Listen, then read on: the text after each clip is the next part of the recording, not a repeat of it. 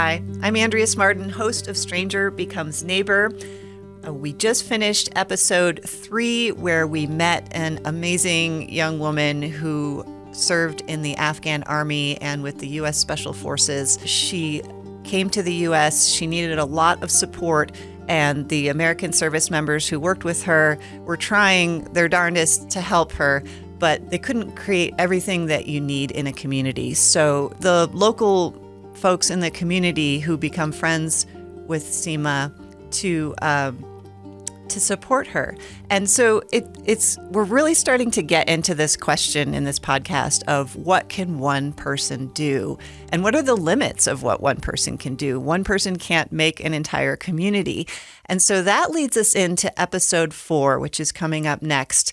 At that point, the volunteers who have been helping this community, the Afghan community, are really getting stretched to their limit. And there's only so much they can do. They're individuals, they're finding people that are hungry, that don't have enough food. They're having trouble meeting all of their needs. It's one person trying to help 40 or 50 people and families. So Jenny is one of the characters we've been following, and she organizes a flash relief society project where everyone shows up in a parking lot and they pack big bags of food and bring them over to about 25 families in the community. It's her way of trying to kind of mobilize the community, get more people involved. And she feels like it was a great success. But Nazifa feels differently. She thought it was, it's great to send people food for a day or a week, but then what? Her purpose is to match people and they can develop a relationship. And so as they encounter challenges, they're able to help each other over time. So she felt like the important thing is to start a relationship. And she wasn't sure that these kinds of events in a day where you just deliver food would achieve that. So it starts to get into this question of like, what is it that people really need? How can you really help? And at this point, Nazifa, there's so much falling on her shoulders that she starts getting really sick.